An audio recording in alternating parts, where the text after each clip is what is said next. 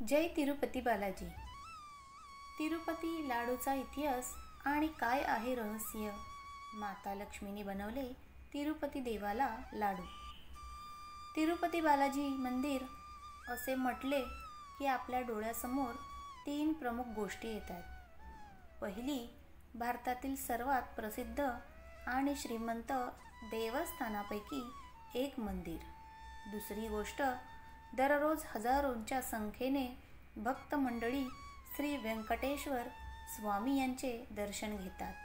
आणि तिसरी गोष्ट म्हणजे तिरुपती बालाजीचा प्रसाद म्हणून मिळणारा लाडू.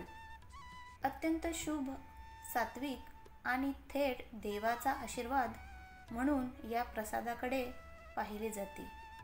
पण सध्या तिरुपती बालाजी मंदिरातील प्रसादात भेसळ असल्याचा मुद्दा चांगलाच गाजतोय. या पार्श्वभूमीवर जाणून घेऊया तिरुपती बालाजी मंदिरातील प्रसादाचा इतिहास, महत्त्व आणि हा प्रसाद एवढा प्रसिद्ध का आहे त्या संदर्भातील कारणे. तिरुपती बालाजीचा प्रसाद खूप प्रसिद्ध आहे. या प्रसादाचा इतिहास समृद्ध आणि प्राचीन असून तिरुमल्ला व्यंकटेश्वर मंदिराचे पारंपरिक रीतिरिवाज आणि भक्ती पूजाविधी यांच्याशी संबंधित आहे. या प्रसादाबद्दल भाविकांची अतूट श्रद्धा आणि विश्वास आहे. असं काय आहे या लाडवाच्या प्रसादात? हे लाडू कुठून आले आणि त्यांची सुरुवात कशी झाली? चला तर जाणून घेऊया तिरुपती लाडूचा इतिहास. असे मानले जाते की तिरुपती लाडू प्रसादाची सुरुवात 18व्या शतकापासून झाली. दरम्यान लाडू हा खास प्रसाद म्हणून कधी स्वीकारला गेला याबद्दल माहिती सापडत नाही. शेकडो वर्षापासून लाडू प्रसादाबद्दल लोकांच्या मनात अपार श्रद्धा आणि भक्ती आहे.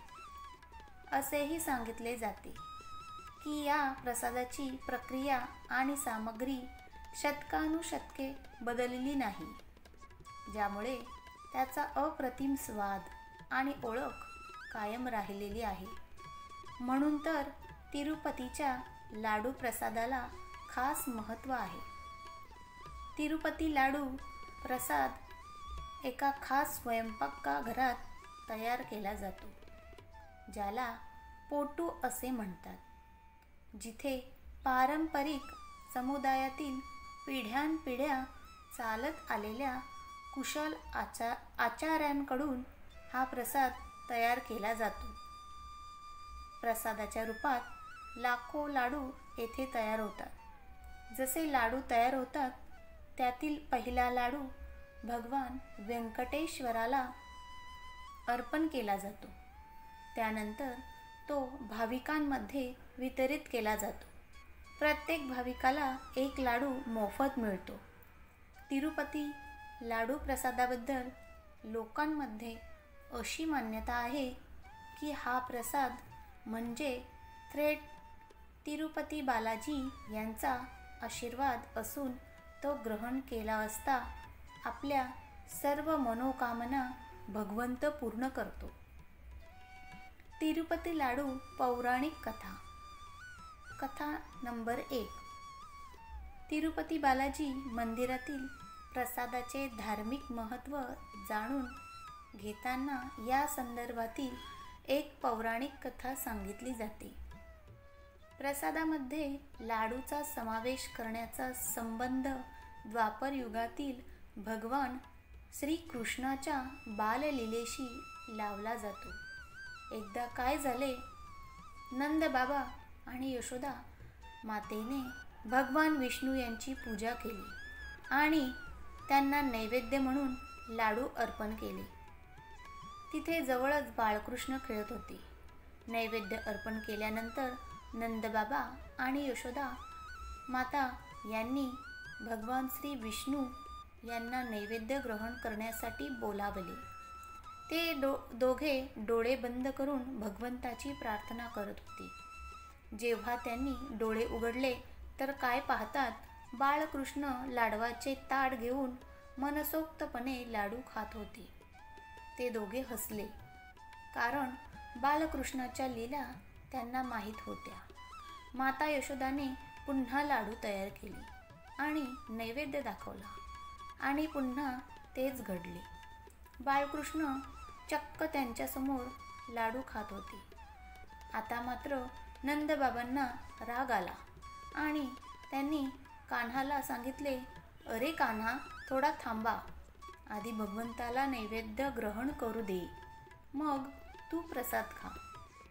त्यावर कान्हा म्हणाला, बाबा, तुम्हीच मला नैवेद्य खायला या म्हणून सांगत आहात. असे बोलून बाळकृष्णाने त्यांना भगवान विष्णूच्या रूपात दर्शन दिले आणि म्हणाले, तुम्ही माझ्यासाठी खूप स्वादिष्ट लाडू बनवले. आता हाच माझा आवडीचा नैवेद्य आहे. तेव्हापासून बाळकृष्णाला लोणी, साखर तर चतुर्भुज श्रीकृष्ण अर्थात भगवान श्री विष्णू यांना लाडवाचा नैवेद्य दाखवला जातो.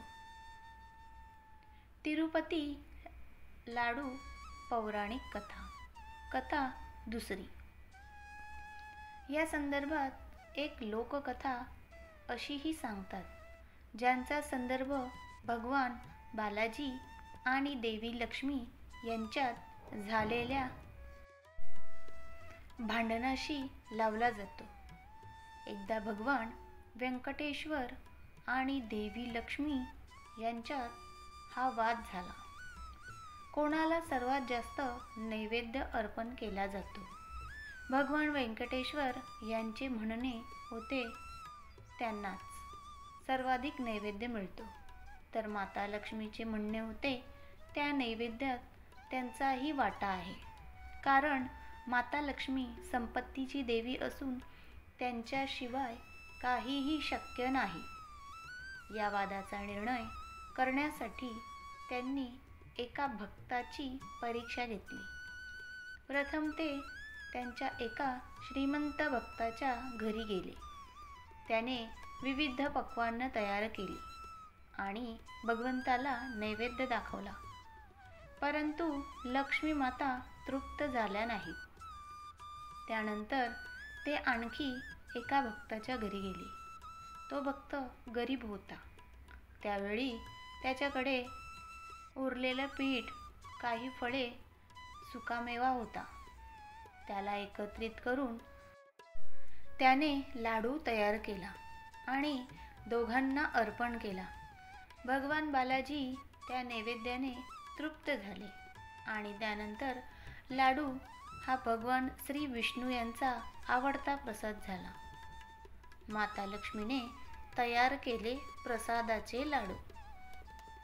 आणखी एका कथेनुसार असे सांगितले जाते की तिरुमल्ला टेकडीवर जेव्हा भगवान व्यंकटेश्वराची मूर्ती स्थापन होत होती, त्यावेळी मंदिराचे पुजारी प्रसाद काय करावा याबद्दल विचार करत होते.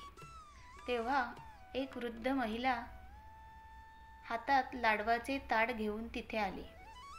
हा नैवेद्य बालाजी यांना अर्पण करा अशी विनंती केली. पुजाऱ्याने लाडवाचा नैवेद्य अर्पण करून त्यानंतर प्रसाद म्हणून तो ग्रहण केला.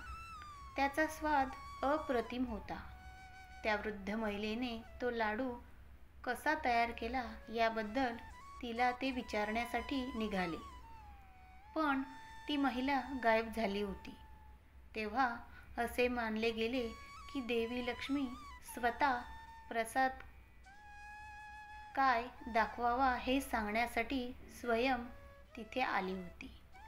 तेव्हापासून लाडू भगवान व्यंकटेश्वरांना विशेष प्रसाद मानला जाऊ लागला आणि भक्तांमध्ये त्यांचे वितरण करण्यास सुरुवात झाली. ती प्रथा आजपर्यंत सुरू आहे. श्रीनिवासा व्यंकटरमणा गोविंदा गोविंदा. जय श्री बालाजी.